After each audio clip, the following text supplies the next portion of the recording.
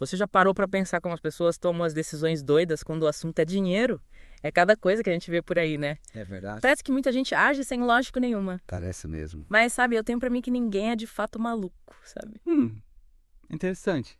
Acho que o que acontece é que cada um carrega uma bagagem, um conjunto de experiências que moldam a forma como a gente lida com a grana. Faz todo sentido. Cada um tem sua história, suas vivências. É, tipo, você pensa aí, quais são suas crenças sobre dinheiro? De onde será que elas vieram? É verdade. É um bom exercício para a gente se conhecer melhor. E é justamente nesse ponto, nessa psicologia financeira, que a gente vai se aprofundar hoje. É isso aí. A gente vai mergulhar de cabeça no livro A Psicologia Financeira do Morgan Housel. Que legal! Ótima escolha. A ideia é mostrar que, muito além dos números das planilhas, existe um lado humano, cheio de emoções, que influencia diretamente nossas decisões financeiras. Com certeza. Entender as emoções e os comportamentos é fundamental. E muitas vezes, dominar essa parte humana é até mais importante do que ser um expert em matemática financeira. Sem dúvida. E o que eu acho bacana nesse livro é que ele não fica só na teoria, sabe? Aham. Ele traz um monte de histórias, exemplos do dia a dia, que ajudam a gente a entender esses conceitos complexos de forma mais fácil. Isso torna a leitura mais leve e interessante. A nossa missão hoje é desvendar alguns desses aspectos da psicologia financeira que são super importantes, mas que a gente nem sempre para pensar. É isso aí. Trazer esses conceitos à tona e mostrar como eles impactam nossas vidas. E o mais legal é que, ao longo dessa jornada, você vai acabar se sentindo mais seguro, mais confiante nas suas próprias decisões financeiras. Com certeza. O autoconhecimento é a chave para tomar decisões mais conscientes. E você também vai ter muito mais empatia pelas decisões dos outros, Aham. mesmo aquelas que parecem mil sem pé nem cabeça, sabe? É verdade.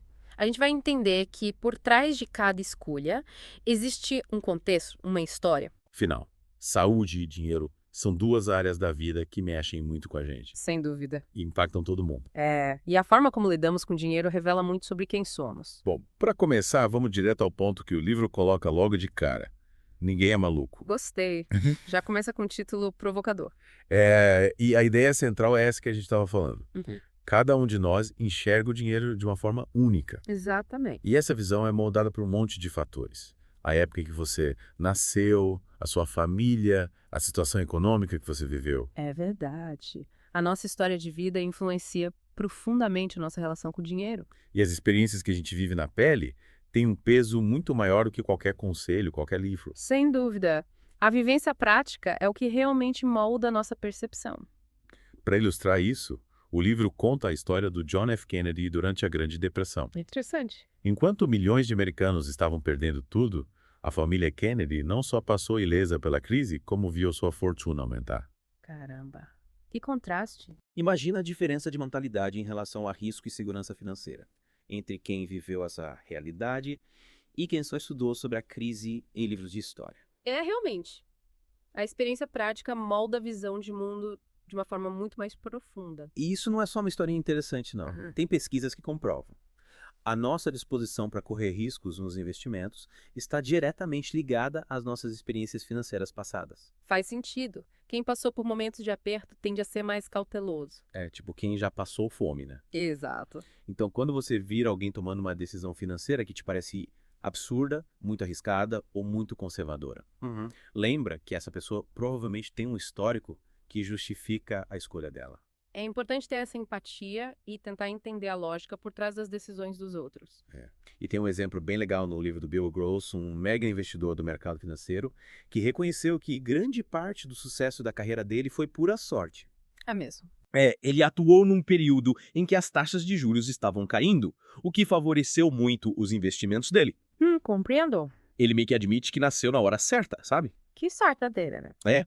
O ponto é que cada decisão financeira faz sentido para quem a toma naquele momento, com base nas informações que a pessoa tem e na forma como ela enxerga o mundo. Concordo. A gente precisa levar em conta o contexto individual de cada um. A pessoa pode estar mal informada, pode não ser boa com números, pode ter caído numa cilada. Sim. Mas na cabeça dela, a escolha faz sentido. E em vez de julgar, a gente devia tentar entender a lógica por trás da decisão. Um exemplo que me deixa encucado é a compra de bilhete de loteria, principalmente por pessoas de baixa renda. É verdade. Às vezes a gente pensa, poxa, que desperdício de dinheiro. Mas se a gente se coloca no lugar dessas pessoas, que muitas vezes vivem com pouco, sem grandes perspectivas, aquele bilhete pode representar a única chance real de sonhar com uma vida melhor. É como se fosse uma esperança, uma luz no fim do túnel. Exatamente, elas não estão comprando só um pedaço de papel, Uhum. estão comprando um sonho. É verdade. E a gente não precisa concordar com essa lógica, mas entender a motivação por trás da ação já nos ajuda a ter uma visão mais completa, menos preconceituosa. Com certeza. A empatia é fundamental para compreendermos melhor as escolhas dos outros. No final das contas, todos nós somos meio marinheiros de primeira viagem nesse mundo do dinheiro. É, a gente vai aprendendo ao longo da vida, né? É. E o que para você parece um erro bobo, para mim pode fazer total sentido. Sim. A gente tem que lembrar que cada um tem sua história. E suas experiências. Ninguém é totalmente maluco. É isso aí. As decisões são tomadas com base em vivências que fazem sentido naquele momento para aquela pessoa. E é verdade. E essa ideia de que o que é loucura para um pode ser sensato para outro nos leva ao próximo tema. Sorte no risco. Legal. Vamos falar sobre a imprevisibilidade da vida. A vida é cheia de surpresas, né? É verdade. E essas surpresas, boas ou ruins, impactam diretamente as nossas finanças. Sem dúvida. O acaso desempenha um papel importante na nossa trajetória financeira. O livro usa as histórias de Vanderbilt e da Enron para ilustrar isso. Que interessante. Duas histórias bem diferentes. É. Ambos, em algum momento, podem ter passado dos limites da lei para alcançar seus objetivos, Uhum. mas Vanderbilt foi considerado um visionário, um gênio dos negócios, Uhum. enquanto a Enron teve um fim trágico, cheio de escândalos. É verdade. A diferença entre o sucesso e o fracasso pode ser simplesmente uma questão de sorte. É. Às vezes a gente tá no lugar certo, na hora certa, e outras vezes. Ou a gente faz a mesma coisa que alguém que deu certo, mas dá tudo errado pra gente. Faz parte do jogo, né? O mesmo vale para a história do Rockefeller. É verdade. É difícil separar o que é talento, competência, do que é pura sorte quando a gente analisa grandes histórias de sucesso. Concordo. Ah. A gente tende a superestimar a habilidade e subestimar o papel do acaso. Tipo o Warren Buffett, né? Ela é um exemplo clássico. Será que ele teria o mesmo sucesso se tivesse começado a investir em outra época? É difícil dizer, né? Mas, por outro lado, tem coisas que parecem ser mais universais, menos dependentes da sorte. Por exemplo, pessoas que têm mais controle do seu tempo tendem a ser mais felizes. É verdade. Essa parece ser uma correlação mais consistente. E tem uma frase do Bill Gates que eu acho genial. O sucesso é um péssimo professor. Ele seduz pessoas inteligentes a pensarem que não podem perder. Nossa, que frase poderosa. A gente se acha o máximo quando tá tudo dando certo. É verdade. E esquece que muitas vezes a gente só teve sorte. É importante ter essa humildade e reconhecer que o acaso também faz parte da equação. E tem aquela história do Kurt Vonnegut com o Joseph Heller na festa de um bilionário. Essa eu não conheço, conta aí. Eles estavam lá, no meio daquela ostentação toda, e o Heller, que escreveu o Artigo 22, solta essa. Eu tenho algo que esse bilionário nunca vai ter, o suficiente. Caramba, que perspicaz. Né? Saber quando a gente já tem o suficiente é um superpoder. É verdade. A gente vive numa sociedade que nos incentiva a querer sempre mais. E essa busca incessante por mais nos leva ao terceiro ponto do livro. Nada é o suficiente. É verdade. Parece que a gente nunca está satisfeito. É uma armadilha perigosa, principalmente para quem já conquistou uma boa grana. Sem dúvida. A ganância pode nos levar a tomar decisões desastrosas. O caso do Rajat Gupta ilustra bem isso. Que é... Ele é um cara que tinha 100 milhões de dólares. Nossa, uma fortuna. Vai arriscou tudo para ter mais, se envolvendo em esquemas ilegais. Que loucura. Ele tinha tudo, mas queria mais. Parece que a gente nunca está contente com o que tem. É a síndrome do nunca é bastante. É verdade. E o livro destaca que, para muita gente, o problema não é conseguir dinheiro, mas sim controlar essa vontade de ter sempre mais. Faz sentido. A gente precisa aprender a lidar com essa insatisfação constante. Se as suas expectativas e desejos crescem mais rápido do que seus ganhos, você entra numa corrida sem fim. E aí a única forma de tentar alcançar essa meta inalcançável é assumindo riscos cada vez maiores. É uma espiral perigosa. E as redes sociais só pioram tudo, né? É verdade, a gente se comparando o tempo todo. A gente vê a vida perfeita dos outros, os carros, as viagens. E a gente acaba se sentindo inadequado. Mas o livro traz 4 pontos importantes sobre esse conceito de suficiente. Quais são? Primeiro, a habilidade financeira mais difícil é saber parar quando você está na frente.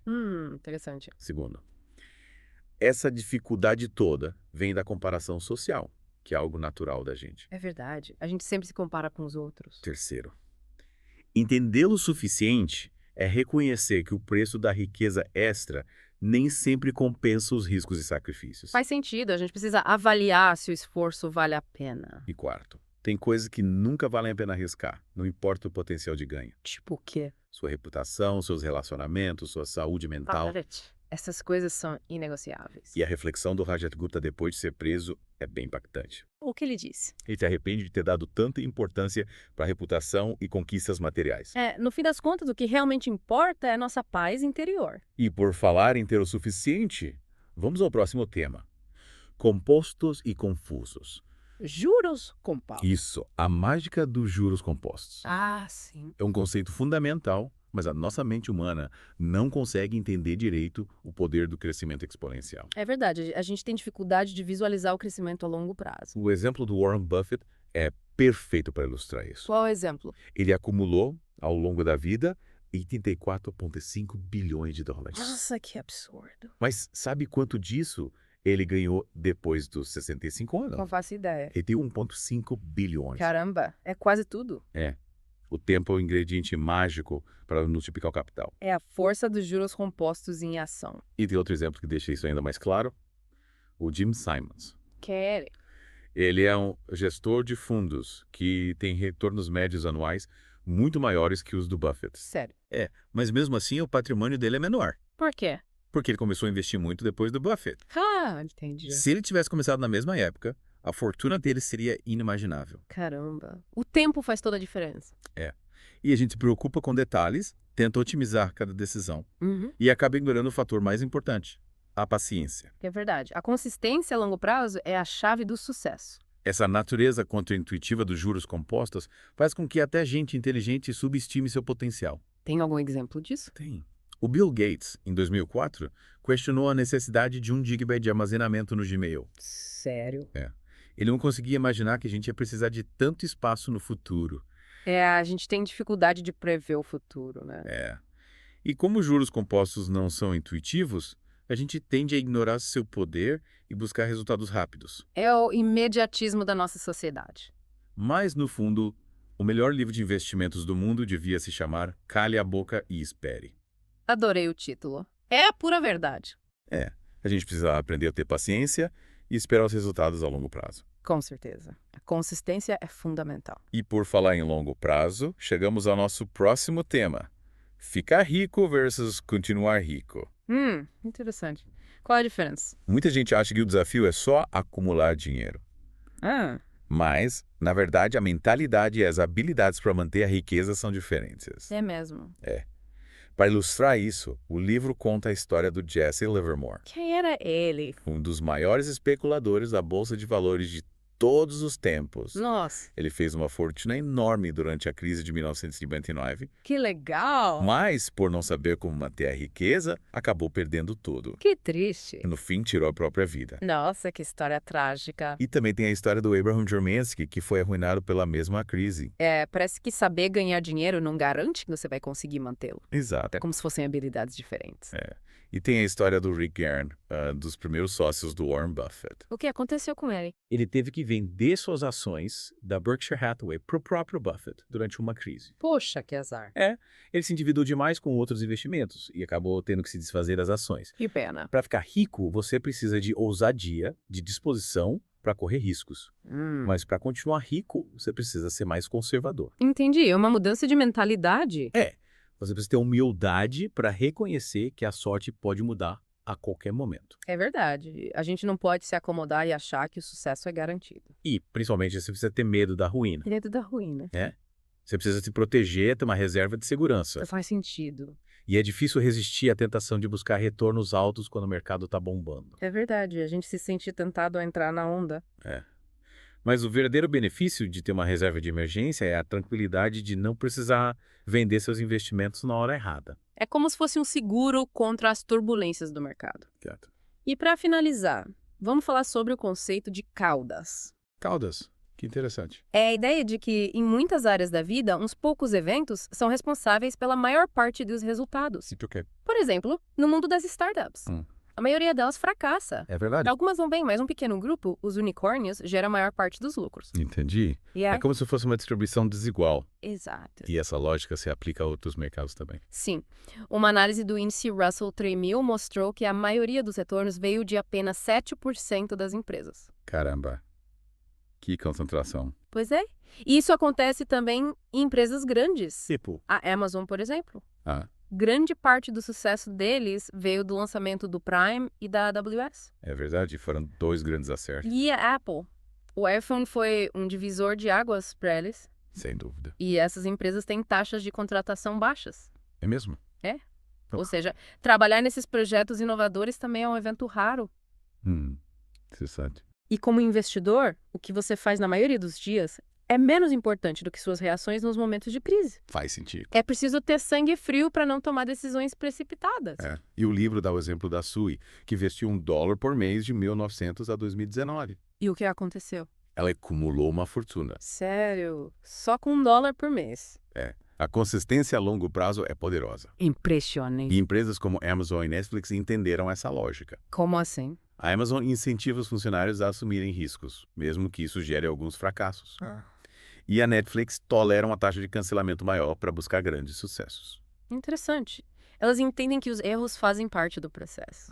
Elas sabem que os grandes resultados vêm de eventos raros, de caudas longas. É uma visão estratégica. Bom, para a gente fechar, vamos recapitular os pontos principais. Ótima ideia. Primeiro, entender a psicologia financeira é fundamental para tomar boas decisões. Sem dúvida. Segundo, precisamos reconhecer a influência das nossas experiências, a linha tênue entre sorte e habilidade. É verdade. Terceiro, a insatisfação constante é um perigo.